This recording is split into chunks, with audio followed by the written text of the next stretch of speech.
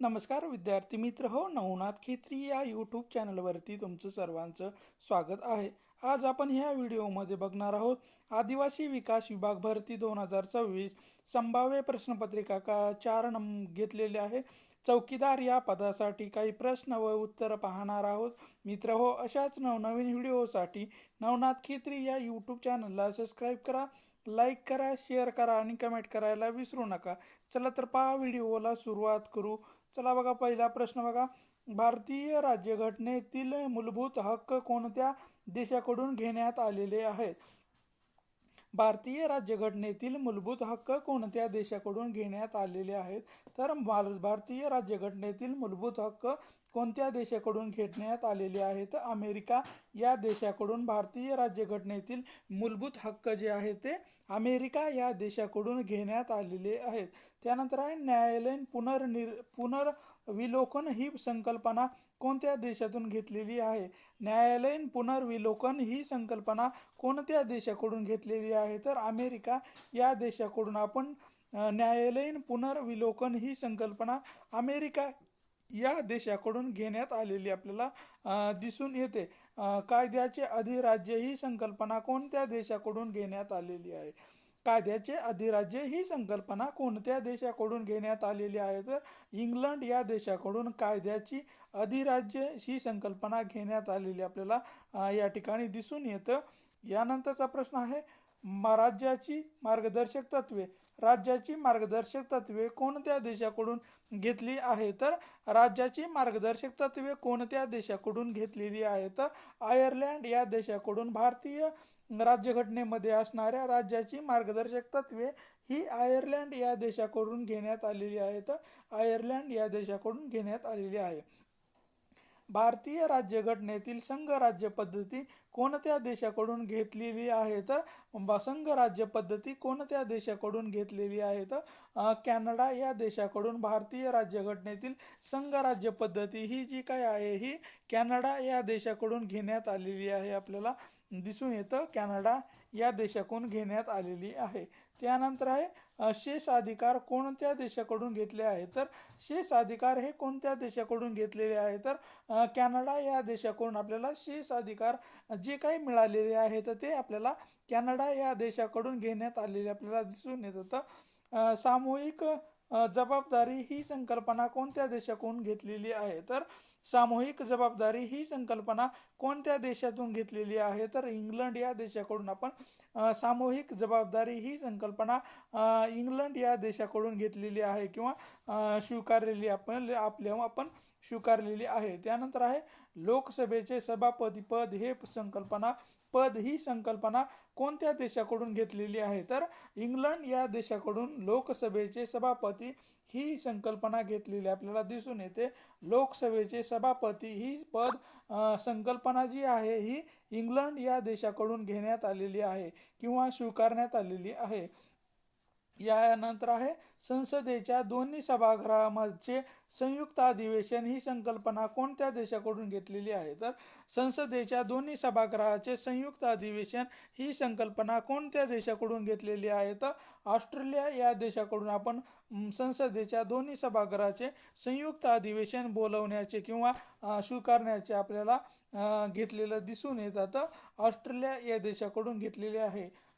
दूध नासण्याच्या प्रक्रियेच्या दूध शर्करेचे रूपांतर कशामध्ये होते? दूध नासण्याच्या प्रक्रियेचे दूध शर्करेचे रूपांतर कशामध्ये होत होतं?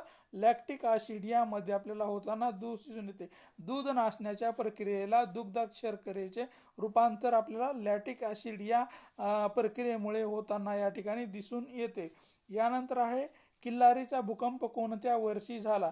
तर किल्लारीचा भूकंप कोणत्या वर्षी झाला? तर 1993 मध्ये आपल्याला किल्लारी या ठिकाणी जे काही भूकंप झालेला आहे ते 1993 या सालामध्ये आपल्याला झालेला दिसून येतो.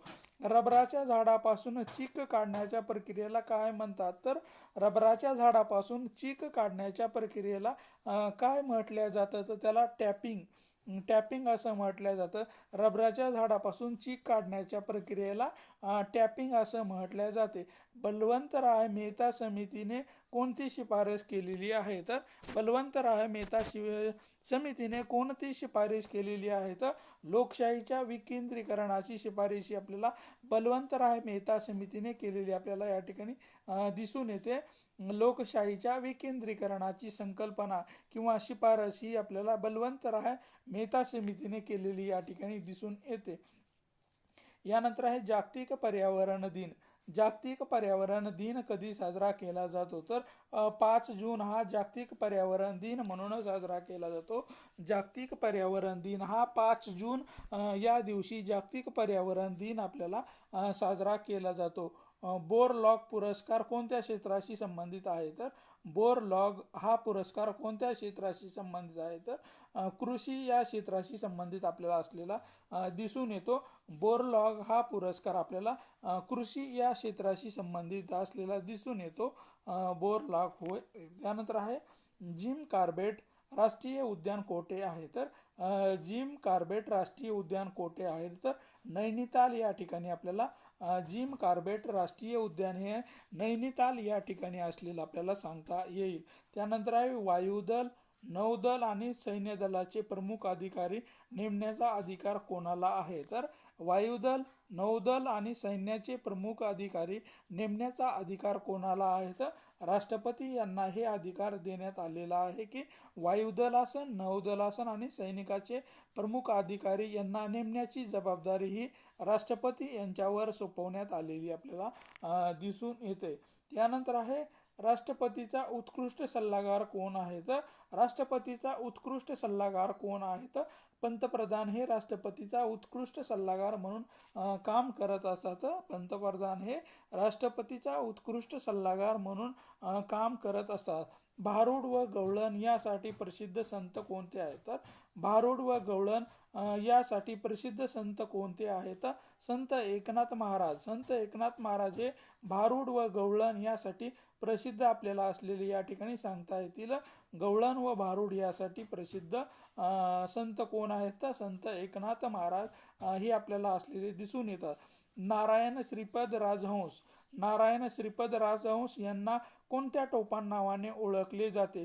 तर नारायण श्रीपाद राजहंस यांना कोणत्या टोपण नावाने ओळखले जाते? तर बालगंधर्व या टोपण नावाने आपल्याला नारायण श्रीपाद राजहंस यांना बालगंधर्व या टोपण नावाने ओळखले जाते. बालगंधर्व यांना नारायण श्रीपाद राजहंस या टोपण नावाने ओळखले जाते. यानंतर आहे सूर्यमालेतील सर्वात तेजस्वी ग्रह कोणता आहे? सूर्यमालेतील सर्वात तेजस्वी ग्रह कोणता आहे? तर शुक्र हा सर्वात तेजस्वी ग्रह असलेला आपल्याला दिसून येतो. सूर्यमालेमधील सर्वात तेजस्वी ग्रह कोणता आहे? तर शुक्र हा सर्वात तेजस्वी ग्रह आहे. बल्लारपूर चंद्रपूर येथे कोणत्या उद्योगाचे प्रमुख केंद्र आहे? तर बल्लारपूर या ठिकाणी चंद्रपूर या ठिकाणी कोणत्या उद्योगाचे प्रमुख केंद्रे आहेत? वर्तपत्र कागद. वर्तपत्रासाठी जी कागद निर्मिती केल्या जाते त्या ठिकाणी बल्लारपूर या ठिकाणी आपल्याला उद्योग म्हणून प्रमुख केंद्र असलेले दिसून येते. वर्तपत्र कागद या कागदासाठी बल्लारपूर येथे प्रसिद्ध उद्योग केंद्र म्हणून उभारण्यात आलेलं आहे. त्यानंतर प्रेरी प्रदेशाला कोणत्या नावाने ओळखले जाते? प्रेरी प्रदेशाला कोणत्या नावाने ओळखले जाते? तर भाकरीची टोपली. भाकरीची टोपली या नावाने प्रसिद्ध असलेलं प्रेरी प्रदेशाला भाकरीची टोपली या नावाने पण ओळखले जाते. भाकरीची टोपली या नावाने ओळखले जाते. त्यानंतर आहे सूर्यकिरणे.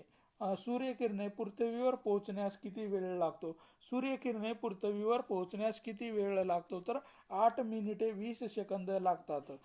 सूर्यकिरणे हे पृथ्वीवर पोहोचण्यासाठी आपल्याला 8 मिनिटे 20 सेकंद लागताना दिसून येतात. लिंगमाळा धबधबा कोणत्या नदीवर आहे? तर लिंगमाळा हा काय जे धबधबा आहे हे कोणत्या नदीवर आहे? तर वेण्णा नदीवर आपल्याला हे धबधबा असलेला या ठिकाणी दिसून येतो. लिंगमाळा धबधबा हे वेण्णा या नदीवर असलेला आपल्याला या ठिकाणी दिसून येतो. कोणत्या मुघल सम्राटाच्या काळामध्ये इंग्लिश ईस्ट इंडिया कंपनीने भारतात पहिला कारखाना स्थापन केलेला आहे? तर कोणत्या मुघल सम्राटाच्या काळामध्ये इंग्लिश ईस्ट इंडिया कंपनीने भारतामध्ये पहिला कारखाना स्थापन केला होता? तर जहागीर या मुघलाच्या काळामध्ये आपल्याला ईस्ट इंडिया या कंपनीने भारतामध्ये पहिला कारखाना स्थापन केलेला आपल्याला दिसून येतो. जहागीर यांच्या काळामध्ये हे पहिला कारखाना स्थापन करण्यात आलेला आपल्याला या ठिकाणी दिसून येतो. त्यानंतर आहे फॅरेडेचा विद्युत अपघटन नियम कशाशी संबंधित आहे? तर फॅरेडेचा विद्युत अपघटन सिद्धांत कशाशी संबंधित आहे? तर सममूल्य भारावर आधारित आपल्याला फॅरेडेचा विद्युत अपघटन नियम आपल्याला असलेला संबंधित दिसून येतो. सममूल्य भार या तत्वावर आधारित आपल्याला फॅरेडेचा विद्युत अपघटक नियम हा असलेला दिसून येतो. त्यानंतर आहे 1853 मध्ये मुंबई ते ठाणे हा भारतातील पहिला लोहमार्ग कोणाच्या काळामध्ये उभारला गेला होता? तर 1853 मध्ये मुंबई ते ठाणे हा भारतातील पहिला लोहमार्ग कोणाच्या काळामध्ये उभारण्यात आलेला होता? तर लॉर्ड डलहौसीच्या काळामध्ये 1853 मध्ये मुंबई ते ठाणे या भारतातील पहिला लोहमार्ग आपल्याला सुरू करण्यात आलेला दिसून येतो. डलहौसी यांच्या कार्यकाळामध्ये हा लोहमार्ग उभारण्यात आलेला आहे. महाराष्ट्राचे अतिपूर्वेकडील जमात कोणती आहे? तर महाराष्ट्राची अतिपूर्वेकडील जमात कोणती आहे? तर मांडिया गोंड ही जी काही जमात आहे ही भारताची किंवा महाराष्ट्राची अतिपूर्वेकडील जमात असलेली आपल्याला सांगता येतील. मांडिया गोंड ही काही जी जमात आहे ही महाराष्ट्राच्या अतिपूर्वेकडील जमात असलेली आपल्याला या ठिकाणी सांगता येईल. महाराष्ट्रातील दगडी कोळशाचे सर्वात मोठे साठे कोणत्या ठिकाणी आहे? तर महाराष्ट्रामधील दगडी कोळशाचे सर्वात मोठे साठे कोणत्या ठिकाणी आहे? तर चंद्रपूर या ठिकाणी आपल्याला महाराष्ट्रामधील सर्वात मोठे दगडी कोळशाचे साठे आपल्याला असलेले दिसून येतात. चंद्रपूर या ठिकाणी आपल्याला या जिल्ह्यामध्ये आपल्याला महाराष्ट्रामधील सर्वात मोठे दगडी कोळशाचे खाणी असलेले आपल्याला दिसून येतात. त्यानंतर आहे चंबळ झालं, केन झालं, बेटवा झालं, शोण या कोणत्या प्रकारच्या नद्या आहेत? तर चंबळ, केन, बेटवा, शोण या कोणत्या प्रकारच्या नद्या आहेत? तर या उत्तर वाहिनी नद्या असलेल्या आपल्याला सांगता येतील. उत्तर वाहिनी नद्या म्हणून या नद्याकडे बघितल्या जाताना आपल्याला दिसून येतो. यानंतर आहे खरापासून कात उद्योग कोठे प्रसिद्ध आहे? तर खरापासून कात उद्योग कोठे प्रसिद्ध आहे? तर कोल्हापूर व सोलापूर या जिल्ह्यामध्ये आपल्याला खरापासून कात उद्योग प्रसिद्ध असलेला दिसून येतो. सोलापूर व कोल्हापूर या दोन जिल्ह्यामध्ये खरापासून कात उद्योग निर्मिती मोठ्या प्रमाणामध्ये केलेली आपल्याला दिसून येतो. लोएस मैदान कशासाठी तयार केले जाते? तर लोएस मैदान कशासाठी केले जाते? तर वाऱ्याच्या निपक्षपानामुळे. तर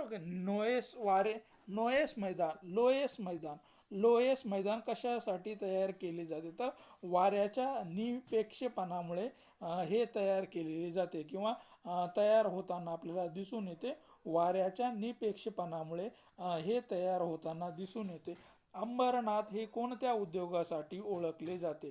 तर अंबरनाथ हे कोणत्या उद्योगासाठी ओळखले जाते? तर काडीपेटीच्या निर्मितीसाठी आपल्याला हे ओळखले जाताना दिसून येतो. अंबरनाथ हे आपल्याला काडीपेटी उद्योगाच्या निर्मितीसाठी प्रसिद्ध असलेलं ठिकाण असलेलं आपल्याला या ठिकाणी दिसून येतो.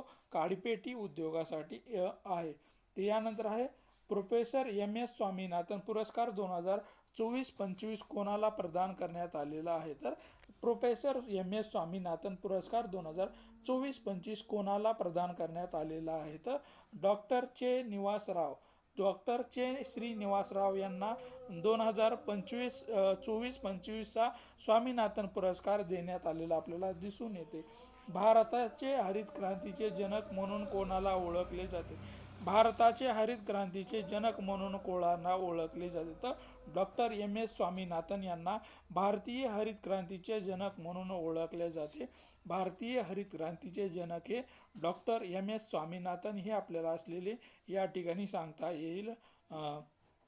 त्यानंतर आहे फेमिना मिस इंडिया वर्ल्ड 2026चे ग्रँड फिनाले कोठे आयोजित करण्यात आलेले होते? तर भुवनेश्वर या ठिकाणी हे आयोजित करण्यात आलेले होते. Femina Miss India world 2026 grand finale कोठे आयोजित करण्यात आले होते? तर भुवनेश्वर या ठिकाणी हे आयोजित करण्यात आलेले आपल्याला दिसून येतो. त्यानंतर आहे फेमिने मिस इंडिया 2026 मध्ये पहिली उपविजेते कोण ठरलेली आहे? तर राजनंदिनी पवार. राजनंदिनी पवार ही फेमिना मिस इंडिया वर्ल्ड 2026 मध्ये पहिली उपविजेता ठरलेली आपल्याला दिसून येते. राजनंदिनी पवार ही होय. त्यानंतर भारताची पहिली मिस वर्ल्ड विजेती कोण होती? तर भारताची पहिली मिस वर्ल्ड विजेती कोण होती? तर रीता फारिया. रीता फारिया ही भारताची पहिली मिस वर्ल्ड विजेती होती आपल्याला दिसून येते. रीता फारिया ही आपल्याला या ठिकाणी असलेली सांगता येईल.